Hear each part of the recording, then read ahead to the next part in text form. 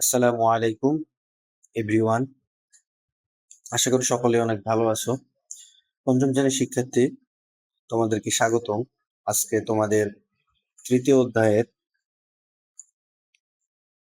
পৃষ্ঠা নাম্বার 48 যে সকল অঙ্কগুলো রয়েছে কথায় লেখা 9 হতে 15 পর্যন্ত সকল অঙ্কের সমাধান আমরা করব। ঠিক আছে, তাহলে চলো কথা না বাড়িয়ে অঙ্কগুলো আমরা শুরু করি। প্রথমে তোমাদের 9 নাম্বার অঙ্কে বলেছে যে সবচেয়ে ছোট কোন সংখ্যা 9 ও 12 দ্বারা বিভাজ্য। বিভাজ্য মানে কি? ভাগ করা যাবে সবচেয়ে কোন ছোট সংখ্যাটি দিয়ে। তাহলে সমাধান লিখবো। এবার আমরা লিখবো, যেহেতু এটা হচ্ছে আমাদের লসাগু কিংবা গসাগু এই অঙ্কের অধ্যায়, তাহলে এখানে আমরা প্রথমে কি করব, যে 9 এর গুণিতক বা গুণনীয়ক বাইর করব।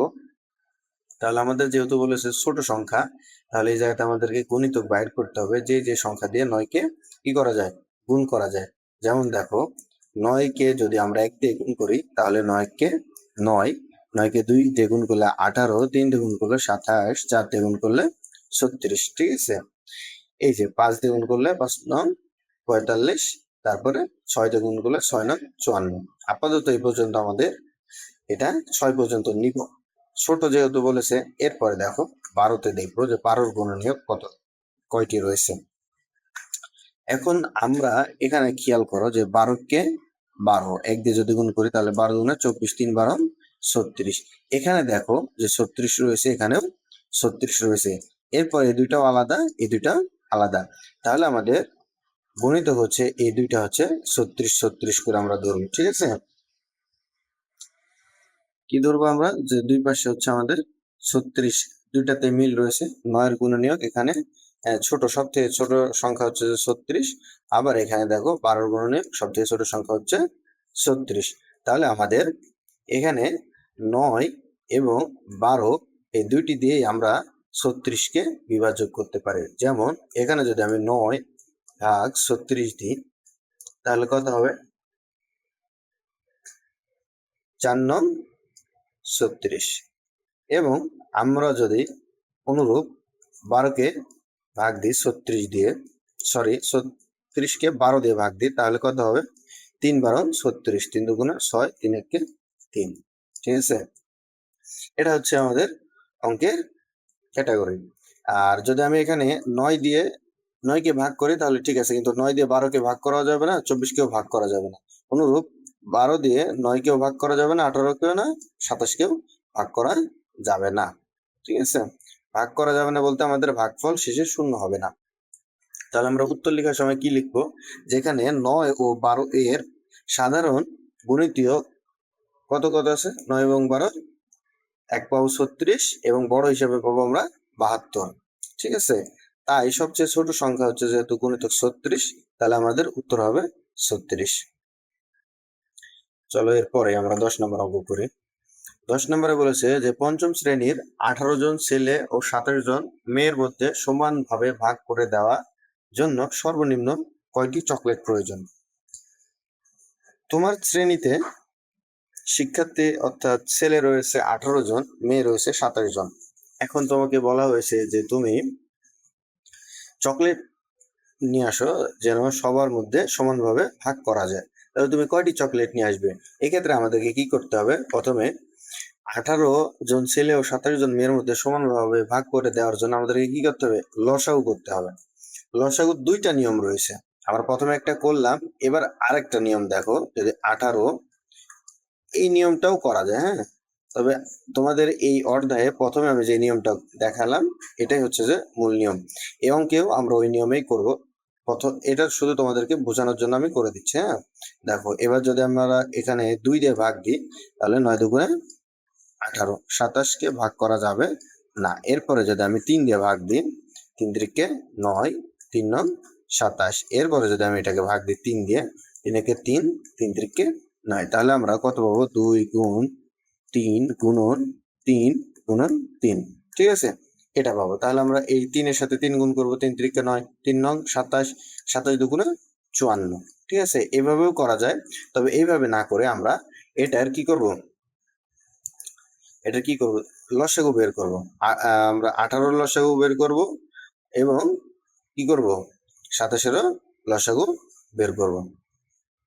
দেখো এবার যদি আমরা 18 লসাগু বের করি, তাহলে 18 লসাগু 18কে 18 18 দুগুণে 36, 3 18 54, 4 18 72 এবং 5 দিয়ে যদি 18কে গুণ করো তাহলে হয় 90।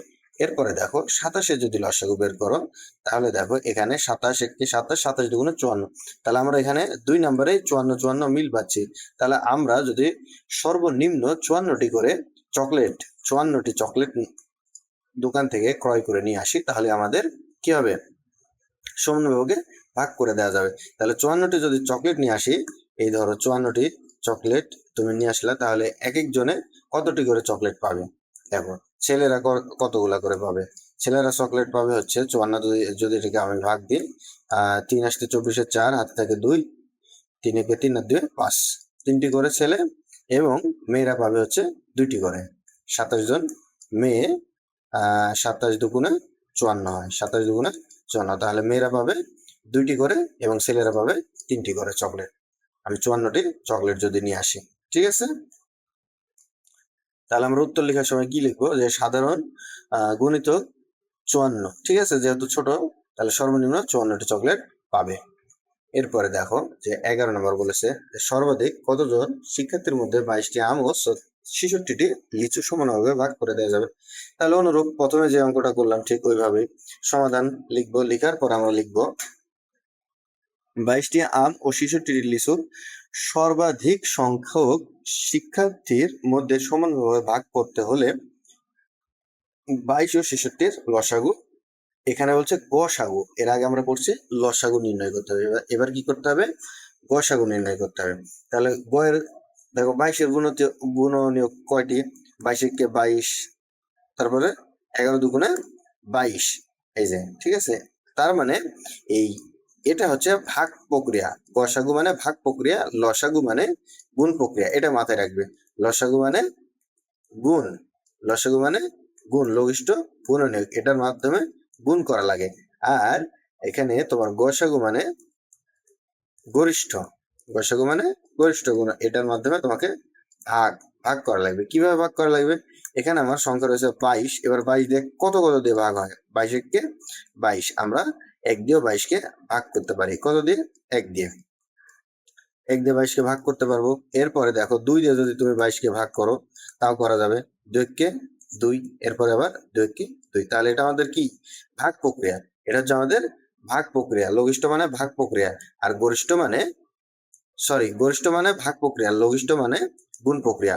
এরপরে দেখো আমাদের কি হবে, 66-টিরও যদি গুণিতক বাইর করি, তাহলে দেখো এখানে আমার 1 1 মিল রয়েছে, এখানে মিল রয়েছে, আমরা দেখো সর্বাধিক কোনটা মিল রয়েছে, 9-এর সাথে 9 মিল মিল রয়েছে, তাহলে সর্বাধিক মিল রয়েছে আমার 22-এর সাথে মিল রয়েছে, কতর সাথে, 22-এর সাথে মিল রয়েছে।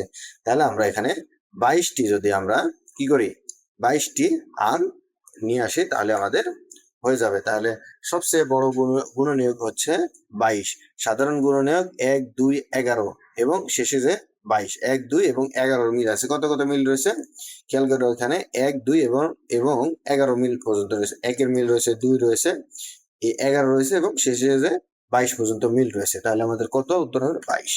22টি যে সর্বাধিক 22 জন শিক্ষার্থীর মধ্যে সমানভাবে ভাগ করে দেওয়া যাবে, সর্বাধিক 22 জন শিক্ষার্থীর মধ্যে 22টি আম এবং 66টি লিচু সমানভাবে ভাগ করে দেওয়া যাবে।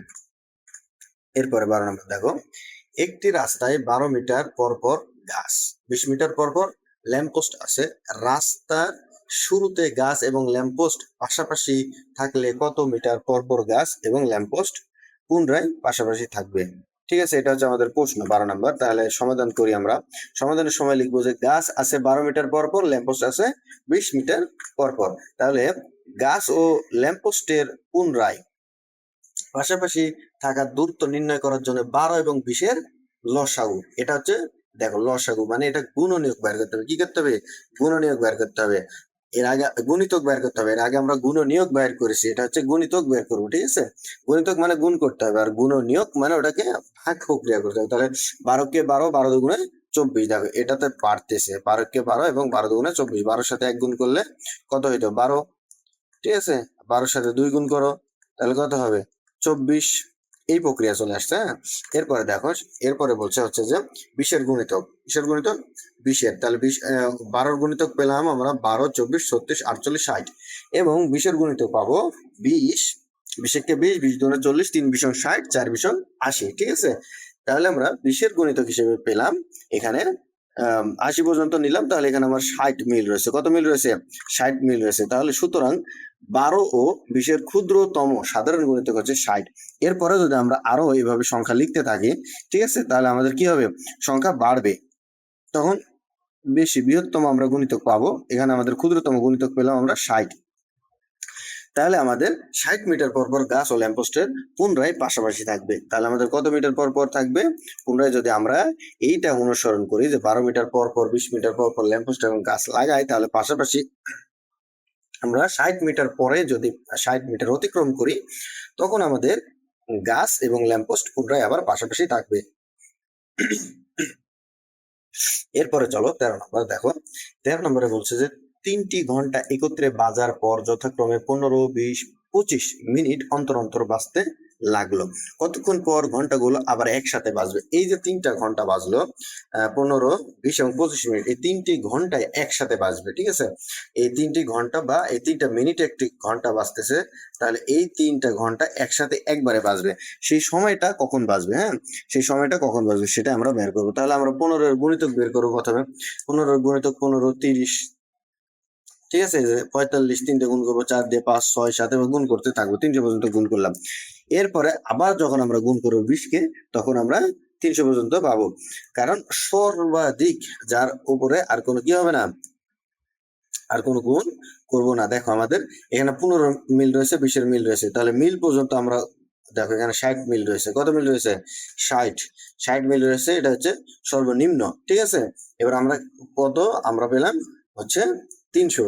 কিংবা আমরা এটাকে যদি এভাবে লসাগু বের করি, 15, 20 এবং 25, তাহলে আমরা এটাকে যদি 5 বার দিই, 3 5 15, 4 5 20, 5 5 25, তাহলে এটাকে আমরা গুণ করি, 5 গুণ 3 গুণ 4 গুণ 5, তাহলে এটাকে এটার সাথে গুণ করি, 3 5 15, 4 15 60, 60 আর হলো 60 গুণন 5 শূন্য 30, তাহলে আমাদের কত হবে? 300। কত হলো আমাদের? 300। গুণিত হচ্ছে 300, আমাদের গুণিতক পেলাম 300। তাহলে 25-এর গুণিতক হচ্ছে 300। তাহলে এখানে আমাদের 3টা সংখ্যা রয়েছে, 15, 20 এবং 25, এই 3টার গুণিতক পেলাম আমরা 300। এবার 300-তে আমরা কিভাবে বুঝবো 300-তে আসলে কত ঘন্টা কিংবা কত মিনিট হলো, এটা তো আমাদেরকে বের করতে হবে। তাহলে কতক্ষণ পর ঘন্টাগুলো আবার একসাথে বাজবে সে কথা বলেছে। তাহলে আমরা পেলাম 300। ঠিক আছে, এবার দেখো কতক্ষণ পরে বাজে, যে এটার লসাগু পেলাম 15, 20 এবং 25-এর লসাগু পেলাম 300। এবার আমরা জানি 60 মিনিট হয় কত? 1 ঘন্টা। তাহলে 300 মিনিটে কত ঘন্টা হবে? তাহলে 300, এই এটা বুঝতে হবে তোমাকে, এখানে বুঝতে হবে যে আমাদের 300 মিনিট পেলাম, কিন্তু কত ঘন্টা বা কত মিনিট এটা আমরা এখনো পাইনি। শুধু 300 মিনিট পেয়েছি। 300 মিনিটে কি ঘন্টা? এখানে আমরা জানি কি 60 মিনিটে 1 ঘন্টা হয়, 1 ঘন্টা হয়, 60 মিনিটে 1 ঘন্টা হয়। তাহলে 300 মিনিটে আসলে কত ঘন্টা হচ্ছে? 300 মিনিটে হয় 5 ঘন্টা। 60-কে তুমি 300-কে ভাগ দাও 60 দিয়ে, তাহলে দেখো 5 5 দিয়ে 0, 5 6 30। ঠিক আছে, তাহলে কত পেলাম আমরা? 5। আমরা পেলাম হচ্ছে 5 ঘন্টা। তাহলে 5 ঘন্টা পরে ঘন্টাগুলো আবার একসাথে বাজবে। ঠিক আছে, এটা হচ্ছে আমাদের ক নাম্বারের উত্তর। 5 ঘন্টা পরে ঘন্টাগুলো একসাথে বাজবে। এরপর 2 নাম্বার দেখো যে দুপুর 1টায় যদি একসঙ্গে ঘন্টাগুলো বাজে, একটা সময়, কটার সময়? একটা সময় বাজলো, তাহলে 2টার সময় তো বাজবে না, 3টার সময় বাজবে, 4টা, 5টা, 6টা, এইভাবে আমাদের প্রথমে একটা সময় একত্রে বাজে। কি করে? একত্রে বাজে। তাহলে এর আরো 5 ঘন্টা পরে আবার একসাথে বাজবে। তাহলে একটার পরে 2 3 4 5, যে 1 2 3 4 5, এই 6টার সময় কি হবে? সন্ধ্যা 6টার সময় আবার একত্রে বাজবে। সন্ধ্যা 6টার সময় কি হবে? আবার একত্রে বাজবে সন্ধ্যা 6টার সময়। দেখো, যেহেতু দুপুর 1টায় বেজেছে, যেহেতু ঘন্টাগুলো 5 ঘন্টা পর পর বাজবে, তাহলে দুপুর 1টায় বাজে, তাহলে 1-এর সাথে তুমি 5 যোগ করো, তাহলে সন্ধ্যা 6টা হয়ে যাবে। কারণ দুপুর পর্যন্ত 1টা 2টা পর্যন্ত দুপুর থাকে, 3টা পর্যন্ত আমরা দুপুর ধরি, তারপর 4টার পর থেকে বিকাল, এবং 5টার পরে 6টা যখন বাজে তখন আমাদের কি হয়ে যায়, সন্ধ্যা হয়ে যায়। তখন আমরা উত্তর লেখার সময় দুপুর আর লিখবো না, আমরা লিখবো যে সন্ধ্যা 6টার সময় কি হবে, ঘন্টাটা আবার পুনরায় বাজবে। এরপরে দেখো 14 নম্বর, এখানে একটি মেজের আয়তকারের কি দেওয়া আছে, চিত্রের ছবি দেওয়া আছে, যে মেঝেতে বসানোর জন্য তোমাকে একটি 48 মিটার অথবা 36 মিটার প্রস্থ কি দেওয়া হবে। ছবিতে মেঝের দৈর্ঘ্য দেওয়া আছে 48 মিটার এবং 36 মিটার দেওয়া রয়েছে প্রস্থ। তাহলে আমরা কি করব, এবার 48 এবং 36 এর গসাগু নির্ণয় করব। এটা কি নির্ণয় করব, গসাগু। ঠিক আছে, এর এর আগে আমরা নির্ণয় করছি লসাগু। তাহলে গসাগু নির্ণয় করতে হলে আমরা এখানে সর্বোচ্চ পেলাম 12, এটাতে 12 পেলাম, কি পেলাম 12 পেলাম। সব থেকে সর্বনিম্ন হচ্ছে মিল রয়েছে 12তে। তাহলে আমরা 8 ও 36 এর গসাগু কি করব, 12। 8 এবং 36 এর গসাগু হিসাবে আমরা পাবো 12। তাহলে বৃহত্তম কার্পেটের এক বাহুর দৈর্ঘ্য হবে 12 মিটার। বৃহত্তম কার্পেটের এক বাহু, তাহলে মেঝেতে বসানো যাবে এমন বৃহত্তম কার্পেটের এক বাহুর দৈর্ঘ্য নির্ণয় করতে হলে আমরা প্রথমে কি করব, 36 এবং 48 এর গুণনীয়ক বাইর করব। বাইর করলে আমরা যেটা প্রথমে মিল পাবো ছোট অবস্থাতে, সেটা হচ্ছে আমাদের একটি বাহুর দৈর্ঘ্য। তাহলে আমরা কত, আমাদের বাহুর দৈর্ঘ্য 12 মিটার। এরপর দেখো খ নাম্বার বলেছে কি, খ নাম্বার বলেছে মোট কতটি কার্পেট লাগবে। তাহলে মেঝের দৈর্ঘ্য আমরা কত, দৈর্ঘ্য ছিল আমাদের 84 দিয়ে তুমি 12, যেহেতু একটি কার্পেটের হচ্ছে দৈর্ঘ্য 12 মিটার, তাহলে তুমি এটাকে কি করো, ভাগ দাও। 12 দিয়ে ভাগ দিলে আমাদের 60টি, এবং পরবর্তীতে আমরা কি করব, আবার 36 হচ্ছে আমাদের প্রস্থ। তাহলে 36কেও 12 দিয়ে ভাগ করব। মেঝের প্রস্থ কত আমাদের 36, তাহলে 36কেও যদি 12 দিয়ে ভাগ করি তখন আমরা পাবো 3। এই 7 এবং 3 কে একসাথে যদি গুণ করি তাহলে আমরা পাবো 21টি। তাহলে আমাদের মোট কার্পেট সংখ্যা লাগবে হচ্ছে 21টি, বা টাইলসের সংখ্যা লাগবে 21টি। দেখো এটা আমরা যদি গাণিতিক বাক্যে করি, এখানে দেখো গাণিতিক বাক্যের একটা নিয়ম রয়েছে। এখানে হচ্ছে 48টি কি তোমার, এটা হচ্ছে দৈর্ঘ্য, এটা কি, এটা হচ্ছে 48টি দৈর্ঘ্য, 36 প্রস্থ। এক পাশে এরকম তোমার মনে করো যে কার্পেটের, হ্যাঁ কার্পেটের বাহু। তাহলে তুমি দেখো কার্পেটের, তাহলে একটা হচ্ছে দৈর্ঘ্য কত, 84, সরি দেখো এরকম। তাহলে এখানে হচ্ছে আমাদের 36 প্রস্থ, দৈর্ঘ্য কত 84। এই যে দৈর্ঘ্য এবং প্রস্থ 84, আমাদের দৈর্ঘ্য এবং কি প্রস্থ 84, এই একটাতে আমার 12 মিটার দৈর্ঘ্য রয়েছে। কয় মিটার দৈর্ঘ্য, তাহলে এই পাশে কয়টি লাগবে, একে ভাগ করো 12 দিয়ে, এবং এই পাশে আরো কয়টি লাগবে, একে ভাগ করো 12 দিয়ে। তাহলে 12 দিয়ে যদি ভাগ করো তাহলে এই পাশে 3টি লাগবে, এ পাশে কয়টি লাগবে 60টি। তাহলে এই পাশে 3টি, এই পাশে 60টি, তাহলে এদিকে তো আরো লাগবে, আমাদের এদিকে আরো লাগবে না। তাহলে এই দিকে করার জন্য আমরা এই 60টি এবং এই 3টি গুণ করব। তাহলে এই 7 গুণ 3, 3 7 21টি। তাহলে এর মধ্যে আমার আরো কয়টি কার্পেটের প্রয়োজন হবে, 21টি কার্পেটের প্রয়োজন হবে। ঠিক আছে, আশা করি ক্লিয়ার। এরপরে দেখো 15 নম্বরে কি বলেছে, যে একটি ঝুড়িতে 42টি আম ও 105টি লিচু রয়েছে। কি কি রয়েছে, আম এবং লিচু রয়েছে। তারপর বলছে যে সর্বাধিক কতজন শিক্ষার্থীর মধ্যে আম লিচু ভাগ করে দিতে পারবে। তাহলে তুমি সর্বাধিক বলেছে, তাহলে এই দুইটার গসাগু বের করো। কি করবো আমরা, গুণনীয়ক বের করবো। তাহলে আমরা একটি ঝুড়িতে আম রয়েছে 42 এবং 105টি, 42টি আম 105টি লিচু রয়েছে। তাহলে 42-এর যদি তুমি গুণনীয়ক বের করো তাহলে দেখো সর্বোচ্চ কত পাবো আমরা, 21। কত পাবো, 21। তাহলে আমরা সাধারণ গুণনীয়ক হিসেবে পাবো 21। তাহলে 21 জন শিক্ষার্থীর মধ্যে কি করা যাবে, সর্বাধিক 21 জন শিক্ষার্থীর মধ্যে 42টি আম এবং 105টি লিচু দেওয়া যাবে। কিভাবে দেওয়া যাবে, দেখো 42 21 দিয়ে ভাগ যায় কি, 21 দিয়ে 42টি আম যদি আমি দিতে চাই তাহলে 2টি করে পাবে এক একজন, 2 কে 2, 2 দুগুণে 4, 2টি করে আম পাবে। আর লিচু কয়টি করে পাবে, আমার আছে 105টি লিচু। এটাকে আমি যদি 5 কে 5, 5টি করে লিচু পাবে, 5 দুগুণে 10। তাহলে লিচু পাবে 5টি, আম পাবে 2টি করে, 21 জনের মধ্যে ভাগ করে দেওয়া যাবে। এরপরে বলছে যে প্রত্যেকে কয়টি করে আম ও লিচু পাবে। দেখো প্রত্যেকে কয়টি করে আম লিচু পাবে, তাহলে প্রত্যেকে আম পাবে। আমরা ওই যে 42টি আম রয়েছে, আর আমার শিক্ষার্থীর সংখ্যা 21, ভাগ করলাম 2টি, এবার 105টি লিচু রয়েছে, শিক্ষার্থীর সংখ্যা 21, ভাগ দিলাম 5টি, তাহলে প্রত্যেকে আম লিচু পাবে 2টি এবং 5টি করে। আশা করি তোমরা বুঝতে পেরেছো।